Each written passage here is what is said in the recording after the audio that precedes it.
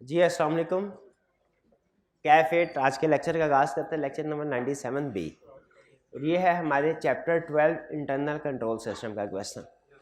यूँ समझिए आज का जो लेक्चर है ये आपका चैप्टर 12 का सबसे अहम लेक्चर है। अगर ये आपने समझ लिया और आज जो क्वेश्चन दिए आपने 50% भी कर लिए, कितने यानी क्वेश्चन सारे करने हैं लेकिन उनका एक्यूरेसी लेवल अगर 50% तक भी है, चैप्टर 12 आपको समझ आ गया। ठीक है, जो लर्निंग ऑब्जेक्टिव 1 और 2 थे वो थे रिप्रोडक्शन वाले, रटे वाले। उसमें से कोई चीज़ अगर समझ नहीं भी आई लेकिन याद कर लिया तो हक अदा हो गया। वैसे अगर कोई चीज़ समझ नहीं आई तो पूछ लीजिए। चैप्टर 12 लर्निंग ऑब्जेक्टिव 1 या 2 में कोई चीज़ समझ नहीं आई तो पूछ लीजिए। वो सेग्रीगेशन ड्यूटी की एग्जांपल समझ आ गई कि परचेज की ट्रांजैक्शन में डिफरेंट एक्टिविटीज़ होती हैं, मैक्सिमम कितनी एक्टिविटीज़ हो सकते हैं उसने आपको बता दिया। और अगर ये एग्जांपल आपने समझ लिया है तो यूँ समझिए कि आपने परचेज सिस्टम भी समझ लिया, क्योंकि परचेज सिस्टम में यही चीज़ें होंगी। जी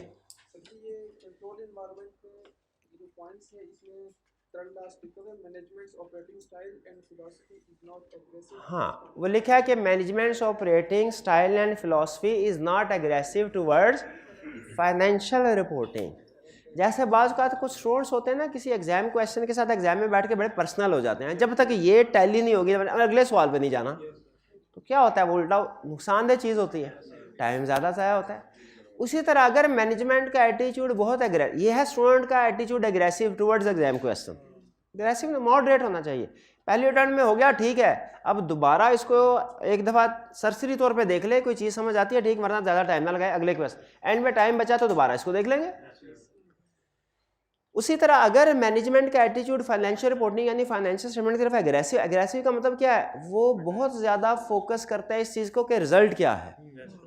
सीएफओ को बाकायदा थ्रेट किया जाता है कि अगर प्रॉफिट हुआ तो फिर आपकी जॉब सिक्योर्ड है, वरना आप कोई और जॉब ढूंढ लीजिए। एग्रेसिव का मतलब गुस्से वाली मैनेजमेंट नहीं है, हालांकि गुस्से वाली मैनेजमेंट होना भी फ्रॉड फैक्टर है, लेकिन एग्रेसिव का मतलब एग्रेसिव टुवर्ड्स फाइनेंशियल रिपोर्टिंग का एग्रेसिव टारगेट सेट किए जाते हैं और एम्प्लॉयज को एग्रेसिवली परसू किया जाता है कि वो उन टारगेट्स को अचीव करें। इस तरह के कल्चर में फिर एम्प्लॉय खुद कंट्रोल्स को बाईपास करने की कोशिश कर, वो फिर खुद फेक सेल रिकॉर्ड करने की कोशिश करते हैं। तो वो कह रहा है कि एटीट्यूड आप इनकरेज ज़रूर कर रहे हैं ज़्यादा काम करने के लिए या टारगेट अचीव करने के लिए, लेकिन एग्रेसिव ना हो टारगेट के साथ कि अगर किसी ने अचीव नहीं किया टारगेट तो उसको सजा देने हैं या उसकी प्रमोशन बिल्कुल नहीं होगी। बहुत से फैक्टर्स दूसरे हो सकते हैं। क्लियर मेरे भाई? और कोई क्वेश्चन? ये बंद कर दीजिएगा, ये प्रोजेक्टर बंद कर दे और ये उठा दीजिएगा, हाँ, इंफॉर्मेशन प्रोसेसिंग कंट्रोल्स में है जनरल कंट्रोल और एप्लीकेशन का। देखिए इंफॉर्मेशन प्रोसेसिंग का मतलब क्या है, इंफॉर्मेशन का एक जगह से दूसरी जगह ट्रैवल करना। क्या ऑर्गेनाइजेशन में इंफॉर्मेशन एक जगह से दूसरी जगह ट्रैवल करती है? यस। तो अब ये इंश्योर करना चाहिए कि इंफॉर्मेशन सही ट्रैवल कर रही है कंप्लीटली। जैसे जो सेल इनवाइसेस, जो गुड डिस्पैच नोट हैं वो सारे के सारे इनवाइसिंग डिपार्टमेंट पहुंचने चाहिए, सेल इनवाइसेस सारी की सारी डिपार्टमेंट पहुंचनी चाहिए। तो ये चीज़ इंश्योर करने के लिए इंफॉर्मेशन प्रोसेसिंग कंट्रोल्स होते हैं। इंफॉर्मेशन प्रोसेसिंग कंट्रोल्स का मकसद होता है इंफॉर्मेशन इंश्योर करना, इंफॉर्मेशन एक जगह से दूसरी जगह सही प्रोसेस हो रही है, ट्रांसफ़र हो रही है। अब इसकी दो टाइप्स होती है और आजकल चूंकि ज़्यादातर इंफॉर्मेशन प्रोसेसिंग होती है आईटी इक्विपमेंट के ज़रिए से।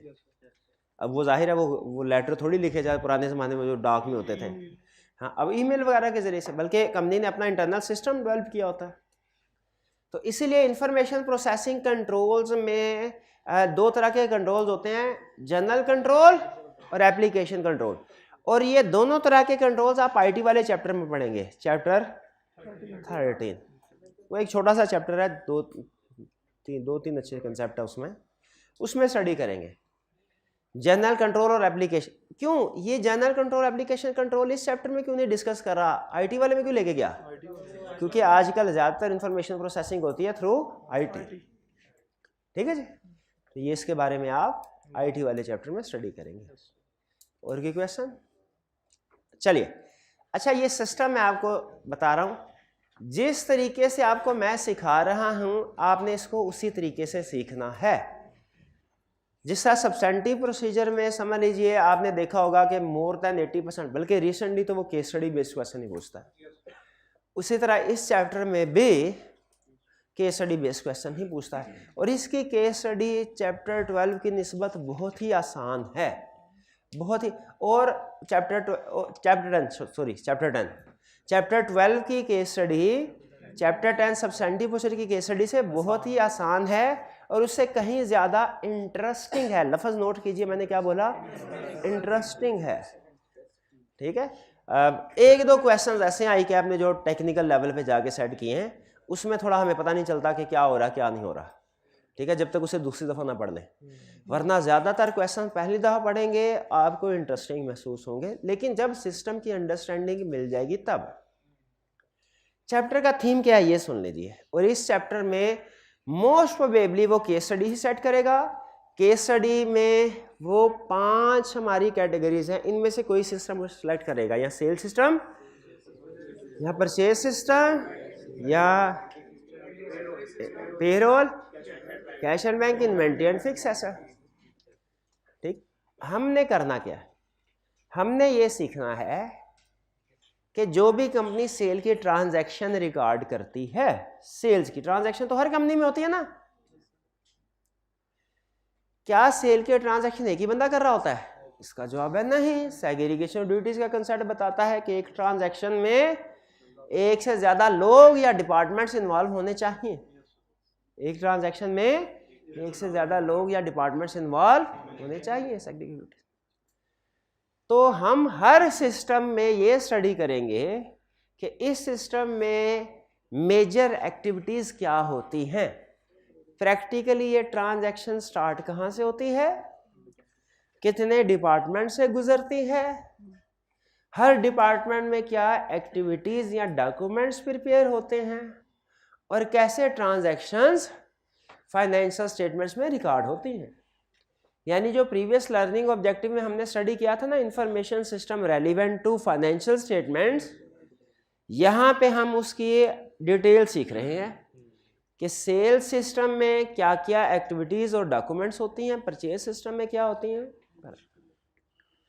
अच्छा, तरीकाकार हर सिस्टम का एक ही तरह का है, इसलिए अगर आप सेल सिस्टम को अच्छे तरीके से समझ लेंगे तो परचेज सिस्टम वगैरह का तरीकाकार ऑटोमेटिकली समझ आए। जैसे सरसरी तौर पे अब देखें, अच्छा आपने डर नहीं जाना क्योंकि ये सारी चीज़ें आपने याद नहीं करनी, सिर्फ इस पूरे चैप्टर में चंद अल्फाज याद करने हैं और उन अल्फाज का कंसेप्ट आपको क्लास में मैंने एक्सप्लेन करना है ये से।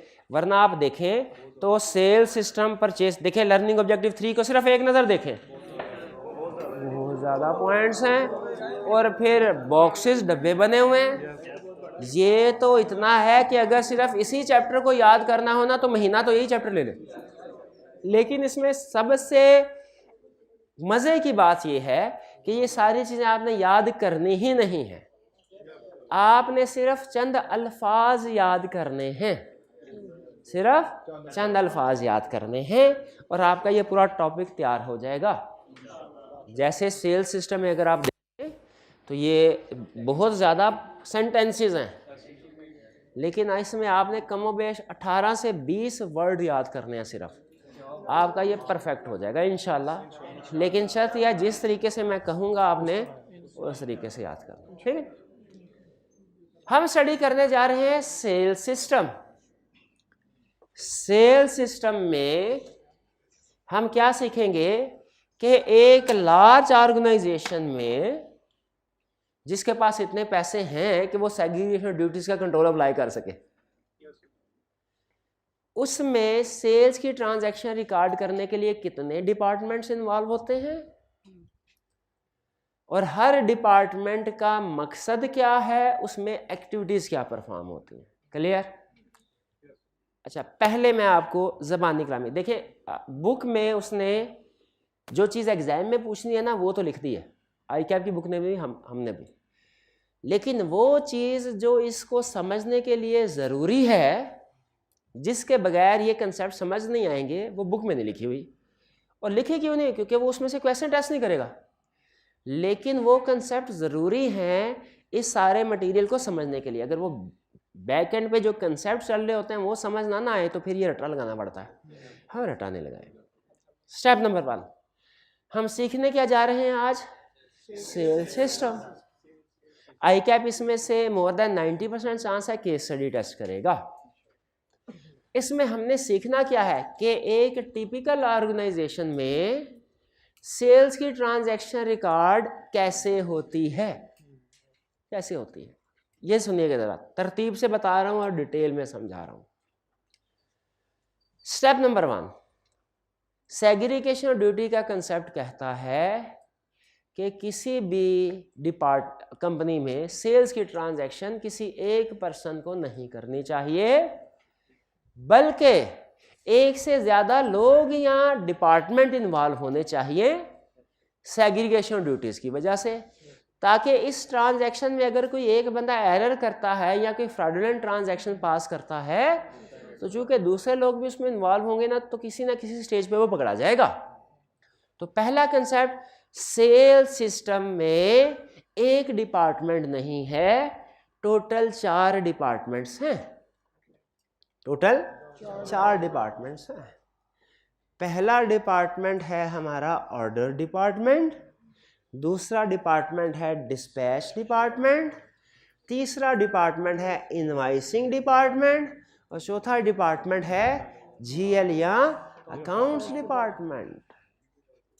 अब जो ऑर्डर डिपार्टमेंट है, गैस कीजिए इसका काम क्या होता होगा? कस्टमर से ऑर्डर रिसीव करना, कस्टमर के साथ ऑर्डर एग्री करना, बेहतरीन, इसका ये काम है। ऑर्डर डिपार्टमेंट का काम क्या है? कस्टमर के साथ सेल्स ऑर्डर एग्री करना। फिर इसके बाद डिस्पैच डिपार्टमेंट है। डिस्पैच डिपार्टमेंट का काम गैस कीजिए क्या होगा? इंश्योर करना कि जो ऑर्डर एग्री हो गए हैं, सेल्स ऑर्डर डिपार्टमेंट ने एग्री किए हैं, उनको डिस्पैच किया जाए। ये डिस्पैच डिपार्टमेंट का ऑब्जेक्टिव है, main objective, main. Invoicing department का काम क्या होगा? इनवाइस के जो भी चीजें कस्टमर्स को डिस्पैच की गई हैं उनकी इनवाइस प्रिपेयर की जाए, ठीक है, और एक कॉपी कस्टमर को सेंड कर दी जाए, एक कॉपी अकाउंट्स डिपार्टमेंट को सेंड।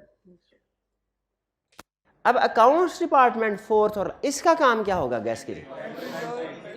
एंट्री पास करना। अच्छा, अब इसमें 2 लफ्ज़ बोल रहा हूं, आपने बताना दोनों में फर्क आपको समझ आया कि नहीं। सेल्स की ट्रांजैक्शन रिकॉर्ड करना और इसे लेजर में पोस्ट करना। सेल्स की ट्रांजैक्शन जर्नल में रिकॉर्ड करना और इसे लेजर में, जर्नल और लेजर में फर्क पता ना आपको? तो रिकॉर्डिंग किस में होती है? जर्नल में, और फिर उसके बाद पोस्टिंग कहाँ होती है? लेजर में। एग्री करते हैं सेल्स की ट्रांजैक्शन में यही डिपार्टमेंट होने चाहिए, बेहतरीन। अब आप देखिए कि सेल्स सिस्टम है ना, इसके 4 डिपार्टमेंट्स उन्होंने बनाए, उन्होंने आगे पीछे कर दिए, एक ट्रेन की तरह नहीं बनाए, वो ट्रेन की तरह बनते तो ज़्यादा क्लियर हो जाता, लेकिन बहरहाल 4 डिपार्टमेंट बने। पहला सेल्स ऑर्डर डिपार्टमेंट, दूसरा डिस्पैच डिपार्टमेंट, तीसरा इनवाइसिंग या billing department, fourth accounts department. इन सब के जिम्मे के काम है। फिर से क्विकली, सेल्स ऑर्डर के जिम्मे क्या काम है? सेल्स ऑर्डर कस्टमर के साथ एग्री करना, डिस्पैच, सेल्स ऑर्डर के मुताबिक गुड्स डिस्पैच करना। बिलिंग या इनवाइसिंग, जो डिस्पैच हो गई है उनको इनवाइस प्रिपेयर करना। और अकाउंट्स डिपार्टमेंट का काम क्या है? उस इनवाइस को फाइनेंशियल स्टेटमेंट्स में रिकॉर्ड करना और पोस्ट करना। क्लियर?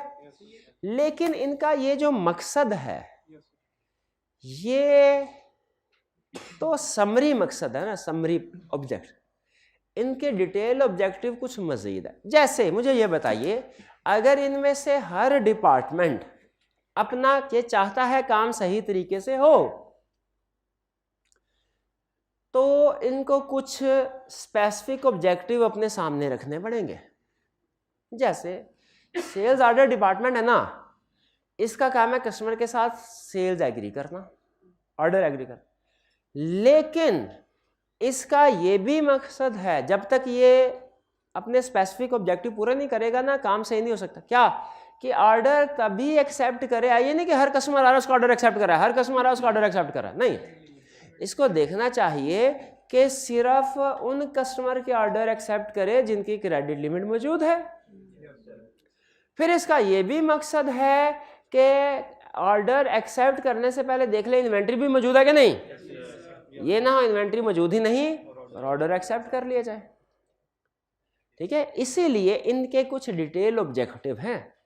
जैसे अगर मैं आपसे पूछूं सेल्स ऑर्डर डिपार्टमेंट के ऑब्जेक्टिव्स क्या हैं, पहला ऑब्जेक्टिव, इसे सेल्स ऑर्डर एग्री करने से पहले, अप्रूव करने से पहले क्रेडिट लिमिट्स चेक करनी चाहिए। ऐसे है, ऐसे। फिर इसे जब सेल्स ऑर्डर एग्री करे तो अपनी मर्जी के रेट्स पे ऑर्डर एग्री नहीं करना चाहिए, बल्कि जो रेट, जो प्राइस डायरेक्टर्स ने अप्रूव की है उस पे एग्री करना चाहिए। एग्री करते हैं? तीसरी चीज, सेल्स ऑर्डर डिपार्टमेंट को सेल्स उस ऑर्डर उस वक्त एग्री करना चाहिए जब इन्वेंट्री अवेलेबल हो। अगर इन्वेंट्री अवेलेबल नहीं है ऑर्डर एक्सेप्ट नहीं करना चाहिए। एग्री करते हैं? फिर सेल्स ऑर्डर डिपार्टमेंट को चाहिए कि इंश्योर करे जितने भी सेल्स ऑर्डर उसने एग्री किए हैं वो सारे के सारे कंप्लीटली अगले डिपार्टमेंट को पहुंच जाए। ये एग्री करते हैं? ये इसके मकसद हैं। क्या मकसद हैं सेल्स ऑर्डर डिपार्टमेंट के? क्रेडिट सेल्स ऑर्डर तब अप्रूव जब क्रेडिट लिमिट हो, इन्वेंट्री मौजूद हो, रेट ऑथोराइज्ड हो, तब रेट। अगर आपको ये चार अल्फाज याद हो गए तो समझ लीजिए पूरा सिस्टम इसका याद हो गया। ठीक है, मैं थोड़ा प्रैक्टिकली आपको बता देता हूँ। प्रैक्टिकली कंपनी के अंदर सेल्स ऑर्डर डिपार्टमेंट मौजूद होता है। सेल्स ऑर्डर डिपार्टमेंट है, कस्टमर आया, sales order department step number 1 पे है। अब ये जो चीज़ें जो किताब में नहीं है लेकिन कंसेप्ट समझने के लिए ज़रूरी है। सेल्स ऑर्डर डिपार्टमेंट में बंदा कस्टमर से पूछता है सर आप कैश कस्टमर हैं कि क्रेडिट? अगर वो कहता है कैश कस्टमर, हम कहते हैं ये लो अप्रूव सेल्स ऑर्डर। लेकिन अगर क्रेडिट कस्टमर है तो हम देखेंगे, अगला सवाल पूछेंगे सर एग्जिस्टिंग है कि न्यू? अगर एग्जिस्टिंग कस्टमर है तो हम चेक करेंगे इस क्रेडिट लिमिट, इस ऑर्डर को एक्सेप्ट करने से क्रेडिट लिमिट से एक्सीड करता है कि नहीं। अगर इस ऑर्डर को एक्सेप्ट करने से क्रेडिट लिमिट से एक्सीड कर रहा हो, एक्सेप्ट नहीं करेंगे। अब केस स्टडी में उसने 4-5 केस स्टडी में ये बताया कि जैसे सेल्स ऑर्डर वालों को टारगेट दिया गया है कि आपने इतने सेल्स ऑर्डर अचीव करना है, और इसीलिए वो जो भी सेल्स ऑर्डर आता है उसकी क्रेडिट लिमिट या तो सेट ही नहीं करते, सेट करते हैं तो चेक नहीं करते, ऑर्डर अप्रूव करता कि टारगेट अचीव हो।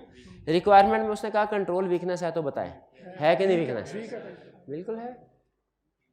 तो क्रेडिट लिमिट सेट भी होनी चाहिए और सेल्स ऑर्डर अप्रूव करने से पहले चेक भी होनी। अगर तो एग्जिस्टिंग कस्टमर है उसकी क्रेडिट लिमिट ऑलरेडी सेट हो चुकी होगी। अगर न्यू कस्टमर है तो उसका केस हम एक सेल्स ऑर्डर डिपार्टमेंट में ही 1-2 लोग बैठे होते हैं जिन्हें बाज़ औक़ात हम क्रेडिट ऑथोराइजेशन पर्सन्स कह देते हैं, उनको फॉरवर्ड कर दिया जाता है केस। वो फिर बैकग्राउंड सर्च करते हैं, कस्टमर की मार्केट में रेपुटेशन क्या है, इसके एसेट्स क्या है वगैरह वगैरह, और फिर एक लिमिट प्रपोज कर दी जाती है कि इसको 5 लाख तक की क्रेडिट सेल कर दी जाए। क्लियर? फिर इसके बाद जब ये देख लिया जाता है कि क्रेडिट लिमिट है, फिर दूसरे नंबर पे देखा जाता है चले क्रेडिट लिमिट तो हो गई, विद इन लिमिट है, दूसरा क्या इन्वेंट्री भी मौजूद है कि नहीं।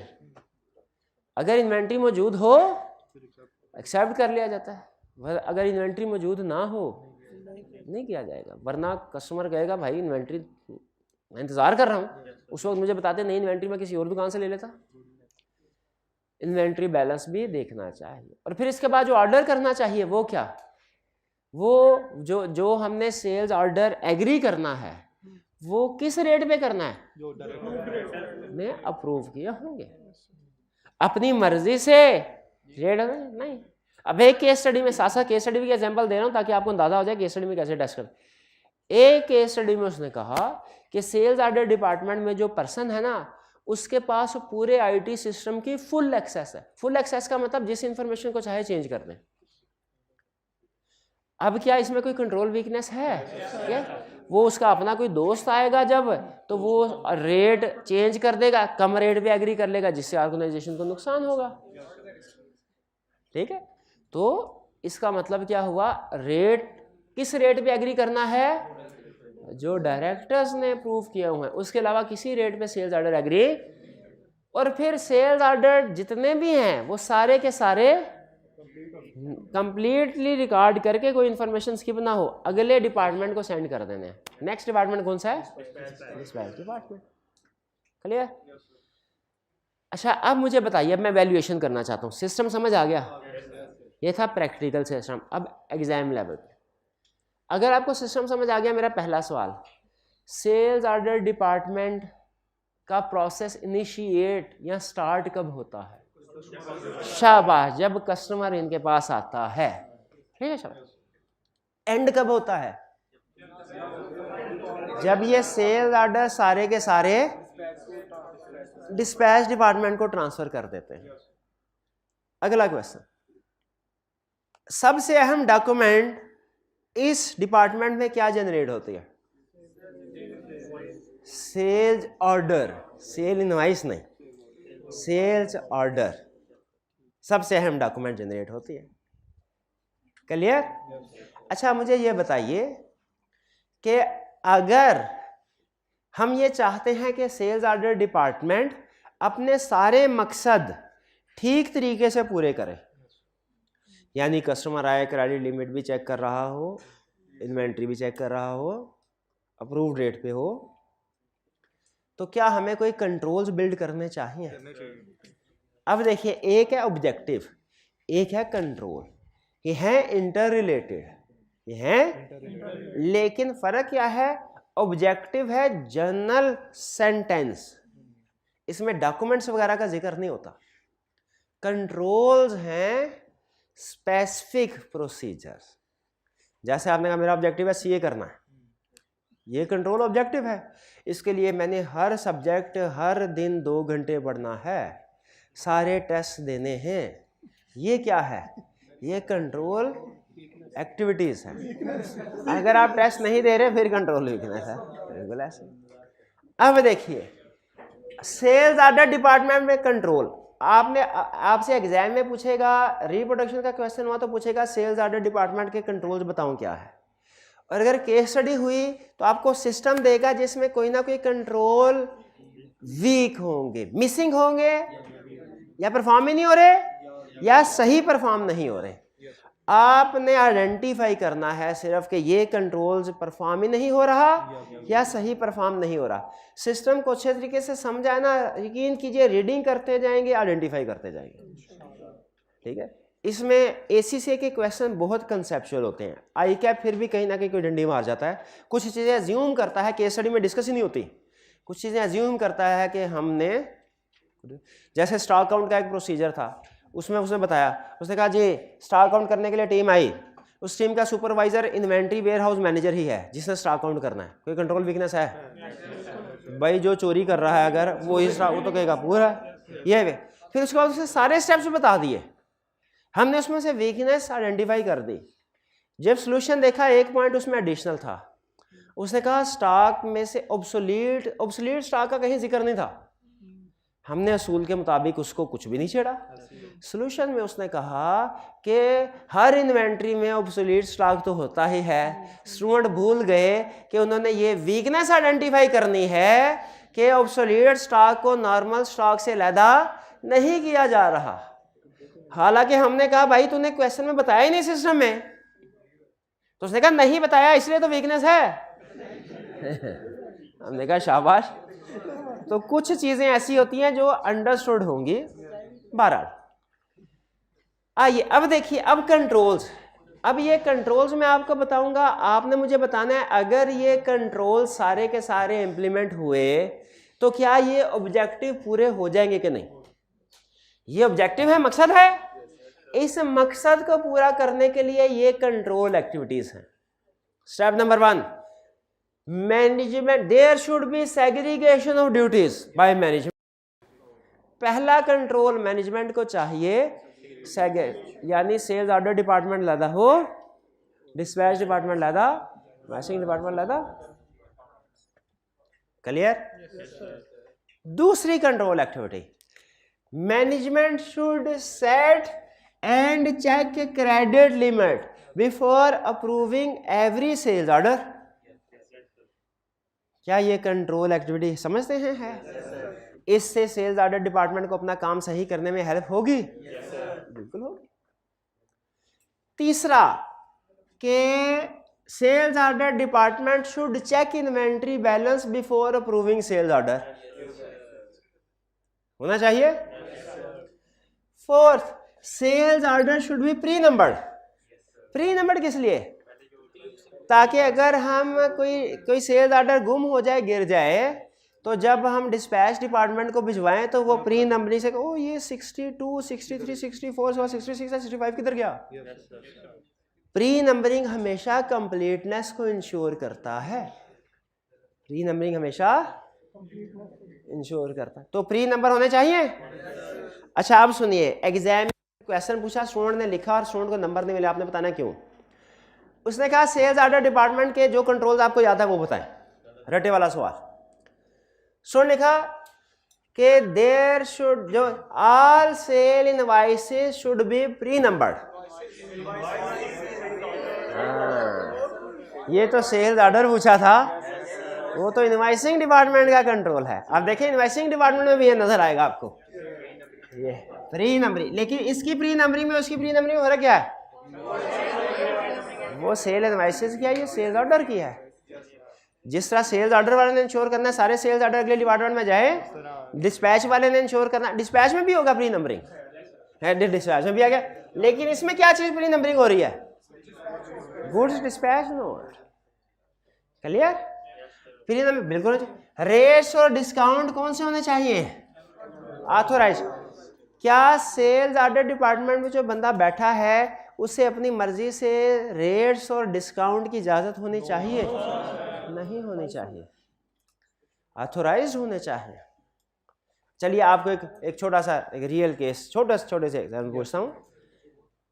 आप ऑडिटर हैं कॉलेज के, आपको पता चला कि जो रिसेप्शन पे जो बंदे लोग हैं और वो स्टूडेंट के साथ निगोशिएशन करते हैं फीस के बारे में, और प्रिंसिपल साहब की तरफ से उनको इंस्ट्रक्शन है कि फीस बतानी 25,000 है और 15,000 तक कोई आ जाए तो ओके कर दो उसको।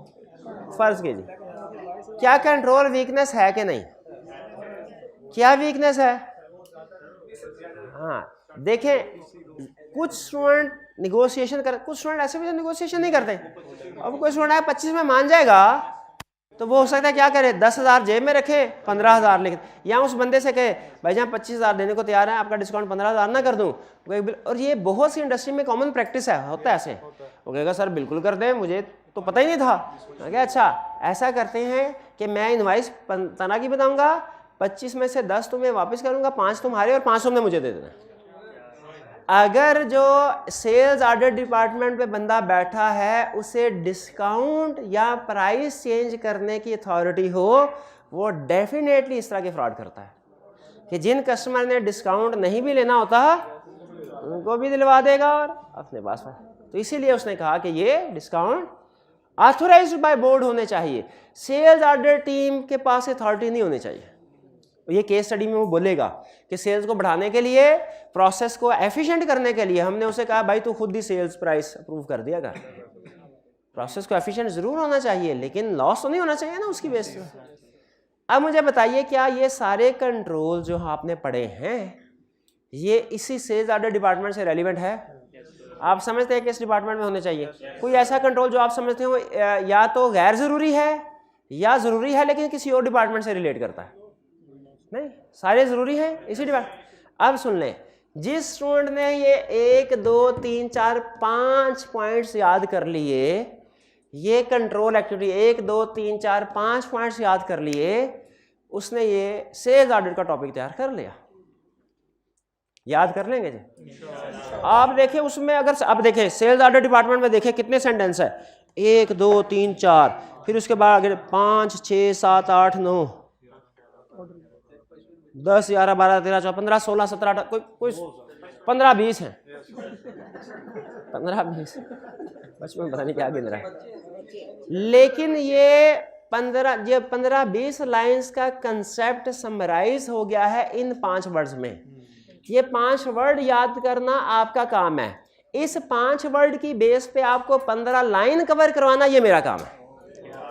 अगर आपने 5 वर्ड याद ना किए आपका कसूर, अगर वर्ड याद किए और फिर भी केस स्टडी सॉल्व ना हुई वो मेरा कसूर। एग्री करते हैं? तो 5 वर्ड याद कर लेंगे, ये लाजमी याद करने।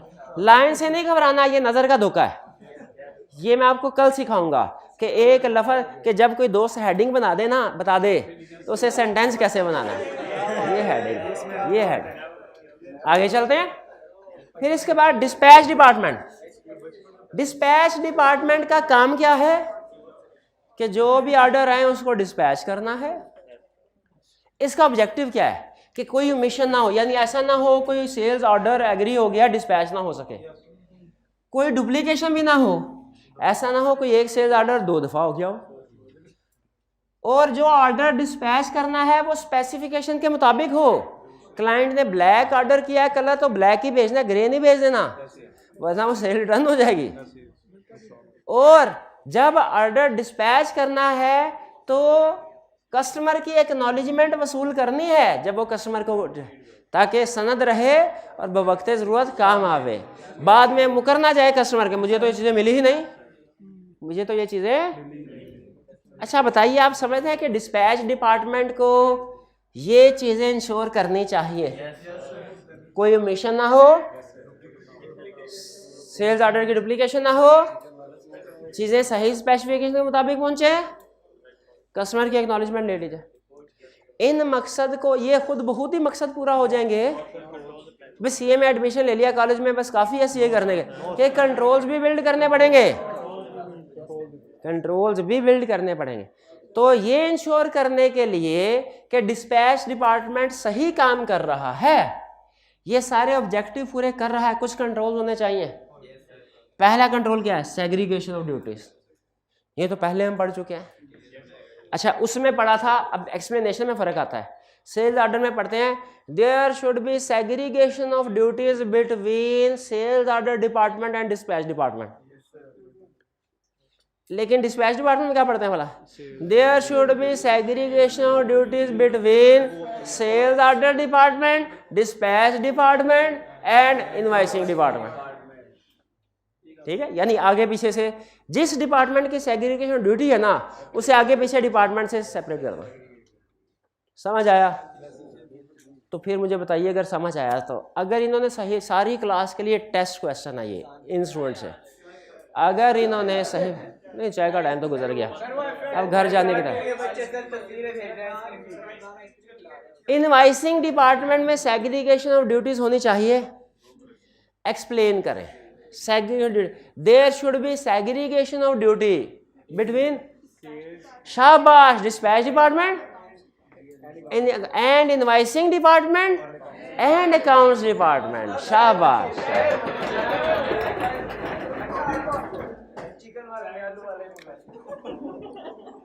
जीएल या अकाउंट्स डिपार्टमेंट में सेग्रीगेशन ड्यूटी होनी चाहिए।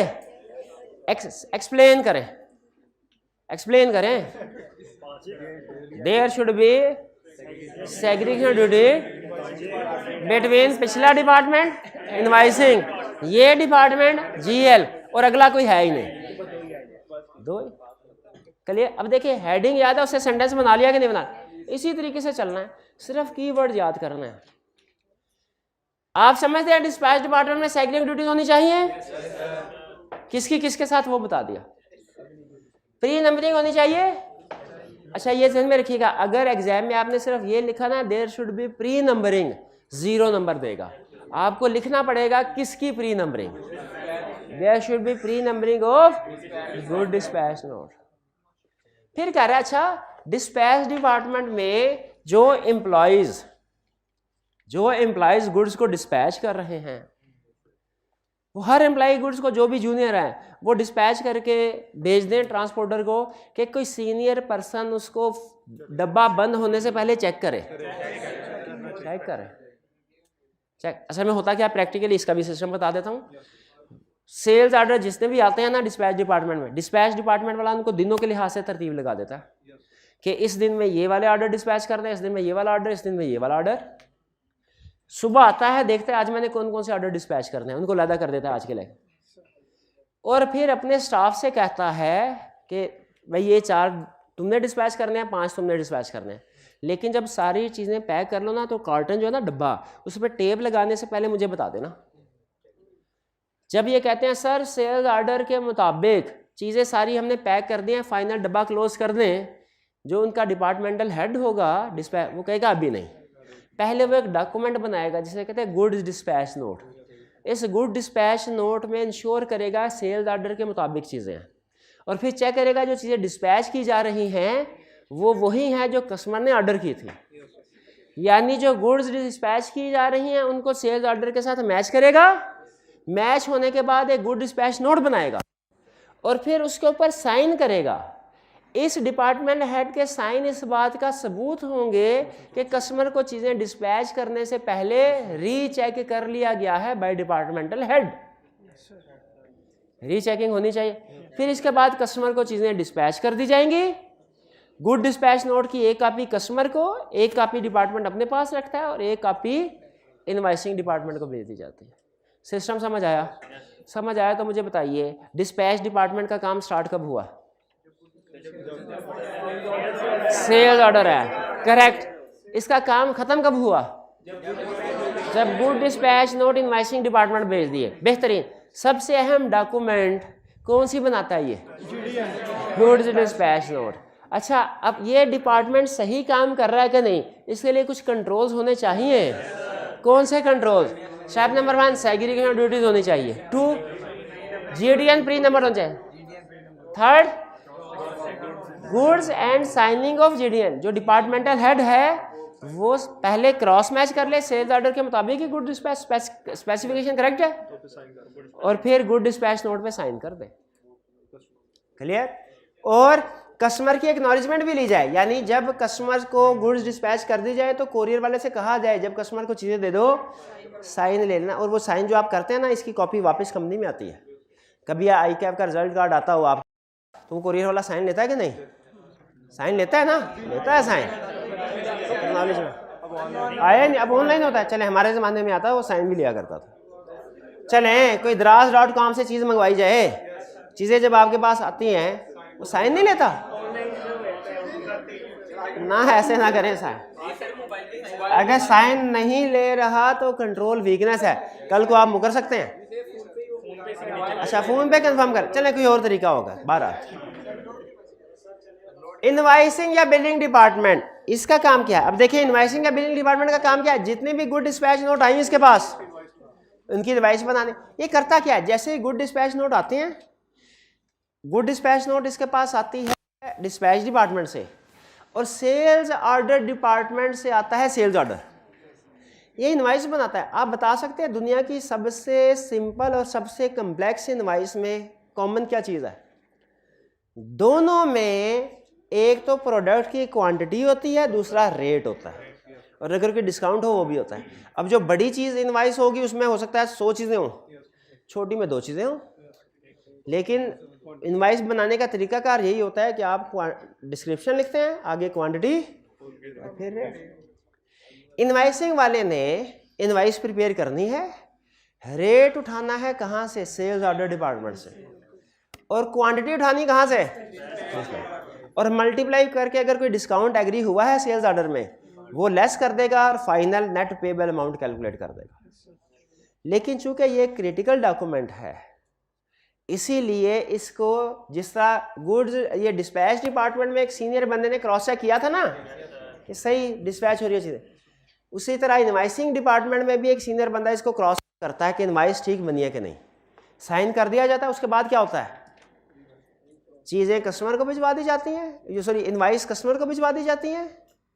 एक इनवाइस कस्टमर को, एक अपने पास रख लेते हैं, और एक अगले अकाउंट्स डिपार्टमेंट को भिजवा दी जाती है। क्लियर? इनवाइसिंग डिपार्टमेंट का काम समझ आ गया? एक्टिविटीज फिर से बताइए अगर समझ आ गया तो। इनवाइसिंग डिपार्टमेंट का काम इनिशिएट कब होता है? जब इसके बाद गुड डिस्पैच नोट आता है। शाबाश। खत्म कब होता है? जब ये सेल इनवाइस अगले डिपार्टमेंट को भेज देता है। सबसे अहम डॉक्यूमेंट कौन सी जनरेट होती है सिवा? सेल। शाबाश। अच्छा बताइए क्या सेल इनवाइस सही बनानी चाहिए इनको? सारी गुड डिस्पैच नोट की बनानी चाहिए? सही बनानी चाहिए, रेट ठीक हो। इसके लिए ऑटोमेटिकली वो सही काम कर रहे होंगे कि कुछ कंट्रोल्स बिल्ड होने चाहिए। कंट्रोल्स बिल्ड होने चाहिए। वो कौन से कंट्रोल्स? सेग्रीगेटेड होनी चाहिए, pre numbering of sale, preparation of sale invoice using good dispatch note, sales order. यानी जो इनवाइस प्रिपेयर करनी है किसकी बेस पे करनी है? जीडीएन। और जीडीएन से क्या उठाना है? क्वांटिटी। और सेल्स ऑर्डर से रेट। क्या है कि इंडिपेंडेंट पर्सन रीचेक करे? अगर आईटी सिस्टम है तो हमने देखना आईटी कंट्रोल स्ट्रांग हो। आईटी सिस्टम में ना her good dispatch note system में ऑटोमेटिकली सेव हो जाता है, डिस्पैच करने की जरूरत नहीं पड़ती, वो ऑटोमेटिकली। तो हमने ये देखना है कि जितने भी गुड डिस्पैच नोट है उनमें से सबकी सेल इनवाइस बन गई कि नहीं। और अगर किसी सेल इनवाइस पे शक हो उसका क्लिक करें, रिलेटेड गुड डिस्पैच नोट भी सामने आ जाएगा, सेल्स ऑर्डर भी आ जाएगा। क्लियर? और लास्ट में क्या कह रहा है कि pre numbering and credit note. जैसे सेल्स, अच्छा मुझे बताइए सेल्स करते हैं, इनवाइस कौन भेजेगा? Invoicing department. सेल्स रिटर्न भी हो सकती है। सेल्स रिटर्न किसको डील करनी चाहिए? किस डिपार्टमेंट को? क्या अकाउंट्स डिपार्टमेंट को? इसलिए कि जब सेल रिटर्न होती है ना, सबसे अहम काम ये चेक करना होता है क्या ये हमारी दुकान की सेल है, और ये हमारी दुकान हमारे बिजनेस की सेल है कि नहीं। ये सिर्फ एक ही डिपार्टमेंट कंफर्म कर सकता है, बिल्डिंग डिपार्टमेंट। वो देखेगा कि ये जो रिटर्न आ रही है क्या इसकी सेल इनवाइस हमारे रिकॉर्ड में है, अगर है तो इसका मतलब हमारी, वरना एक जैसी चीज मुख्तलिफ दुकानों पे मिलती है। आप चीज वापस करने जाए सबसे पहले वो यही देखता है कि क्या इनवाइस है। सर वो आपसे इनवाइस मांगते हैं। इनवाइस का मकसद क्या होता है? अपने रिकॉर्ड के साथ मैच करें कि वो आपकी दुकान की इनवाइस इशू हुई है। तो क्रेडिट नोट भी जब सेल्स होती हैं, जब क्रेडिट नोट कब होता है? जब सेल्स रिटर्न के परचेज रिटर्न पे। पक्का है? क्रेडिट नोट सेल्स रिटर्न होता है। शाबाश। तो सेल्स रिटर्न भी किसको डील करना है? Billing department. Clear? Sales return थोड़ा हटके कंसेप्ट है, इस पे ज्यादा सर खवाने की जरूरत है। आखिरी और आपका फेवरेट जीएल या अकाउंट्स डिपार्टमेंट। आपका नहीं है? पहली चीज इसमें क्या ये रिस्क हो सकता है कि इसके पास 10 इनवाइसेस आए, ये रिकॉर्ड 9 करे या 11 करे? ज्यादा भी डुप्लीकेशन, ओमिशन भी हो सकती है, डुप्लीकेशन भी हो सकती है, दोनों रिस्क है। एक हो सकता है 2 दफा रिकॉर्ड हो जाए। तो इसके लिए कंट्रोल्स बताएं। प्री नंबरिंग हो ताकि डुप्लीकेट नंबर एंटर हो फौरन पूछ, और दूसरा एक और कंट्रोल बताता हूं, ये आईटी में ज्यादा यूज होगा। रिकॉर्ड करने के बाद ना इनवाइसेस मैनुअली काउंट कर ले कितनी इनवाइसेस है, 10, और देखें सिस्टम में कितनी इनवाइसेस की एंट्री हुई है। अगर तो इधर भी 10 इधर भी 10, अगर इधर 10 उधर 9 या 11, इसे कहते हैं बैच टोटल। इस कंट्रोल का नाम क्या है? Batch total. ये बैच टोटल लिखा हुआ है यहाँ पे? नहीं लिखा तो ऐड कर लें बैच टोटल। बैच टोटल समझ ले, बैच जो आपने बनाया 10 का बैच रिकॉर्ड किया है ना, उनको काउंट करके देख ले, उनको काउंट करके देख ले। ये बाज़ का स्टूडेंट्स जब एडमिशन फॉर्म जमा करवाते हैं, पहले ऐसे होता था, पता नहीं प्रैक्टिस है कि नहीं, तो वो फॉर्म सारा कॉलेज की मैनेजमेंट को दे दिया करते थे, सर आप ये जमा करवा दीजिए आई कैप। तो वो जब एंट्री करते थे ना तो बैच टोटल, क्योंकि वो बड़ा क्रिटिकल मैटर होता है कि किसी एक स्टूडेंट की रह ना जाए एडमिशन फॉर्म, तो वो जितने एडमिशन फॉर्म एंटर करते थे ना उनको टिक करते जाते थे, और जब एंड पे सारे एडमिशन फॉर्म एंटर फिर काउंट करते थे कि हमारे पास एडमिशन फॉर्म कितने आए हैं, हमने एंटर कितने किए हैं। अगर तो बराबर है इसका मतलब सारे हो गए, अगर एक भी कम होता था फिर एक एक को चेक करते थे कौन सा रह गया। तो ये कंट्रोल क्या कहलाता है, बेस्ट टोटल। ये यहाँ पे नहीं है। अच्छा, इसके बाद अकाउंट स्टेटमेंट। क्या अकाउंट स्टेटमेंट मंथली बेसिस पे भिजवानी चाहिए? क्यों? ताकि अगर किसी कस्टमर के रिकॉर्ड में गलत एंट्री होगी है वो बता दे। क्या डेटर्स की कंट्रोल अकाउंट, अच्छा आपको पता है जनरल में जब पोस्टिंग होती है उसके बाद लेजर में, जनरल में रिकॉर्डिंग होती है उसके बाद लेजर में पोस्टिंग होती है, ये पता है कि नहीं? ये जर्नल है इनवाइस नंबर 102345, इसके बाद इसकी पोस्टिंग होती है कहाँ पे? और आपको शायद ये पता ना हो कि लेजर दो तरह के होते हैं, एक होता है कंट्रोल अकाउंट और एक होता है सब्सिडरी लेजर अकाउंट, सिंगल बंदे का। ये चीज जैसे टोटल सेल है इधर 10,000, कंट्रोल अकाउंट में टोटल सेल आएगी 10,000, यहां पे मिस्टर ए की लैदा सेल आएगी 1,000, बी की लैदा आएगी 2300, सी की लैदा आएगी 800 और इसी तरह डी। रूल क्या है? जब आप एंट्री कर ले ना, इसका टोटल कंट्रोल अकाउंट का टोटल और सब्सिडरी लेजर का टोटल मैच करना चाहिए, और अगर मैच नहीं कर रहा तो रिकंसिलिएशन बननी चाहिए। यह है, इसे कहते हैं रिकंसिलिएशन। इसे बैंक रिकंसिलिएशन स्टेटमेंट नहीं कहते, इसे कहते हैं डेटर्स या reconciliation between control account and subsidiary laser बोलते हैं इसको। तो बताइए क्या इनवॉइसेस ठीक रिकॉर्ड होगी है कि नहीं? इसके लिए रिकंसिलिएशन बननी चाहिए, अकाउंट स्टेटमेंट भी सेंड करनी चाहिए ताकि अगर कोई गलती हो गई पकड़ी जाए, एजिंग बननी चाहिए ताकि पुराने डेटर्स राइट ऑफ हो जाए, और अगर कोई बहुत पुराने डेटा है जिनके पैसे एक्सपेक्टेड नहीं है राइट ऑफ भी होना चाहिए। अच्छा एक चीज ध्यान में रखिएगा, राइट ऑफ करेगा अकाउंट्स डिपार्टमेंट लेकिन अप्रूव करेंगे डायरेक्टर्स। आपने लॉ में पढ़ा होगा कोई भी एसेट आपने राइट ऑफ करना है डायरेक्टर्स की अप्रूवल चाहिए। कुछ समझ आए? अच्छा आज आपने क्या करना है, ये पहला सिस्टम था, थोड़ी सी प्रॉब्लम होगी आपको। आपने आज घर जाके ये पॉइंट्स आपने नोट कर लिए कंट्रोल्स, ठीक है, इनको याद करना है। आपकी आसानी के लिए हमने क्या किया है, ये अल्फाज बुक में भी हाईलाइट कर दिए। ये पिक ले लें जल्दी से अगर लेनी है तो, प्रोजेक्टर ऑन हो रहा है।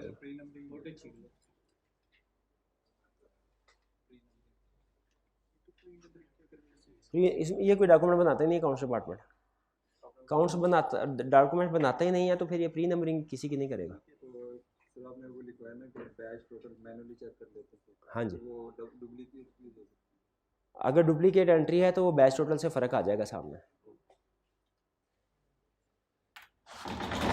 अच्छा अब सिर्फ आप, ये हमारा कंसेप्ट था, इसको मैंने बुक पे ट्रांसफर करना है कि ये बता दूं कि जो कुछ हमने पढ़ा है वो बुक में किधर है। तो आप सेल सिस्टम पे आइए, लर्निंग ऑब्जेक्टिव 3 है, लर्निंग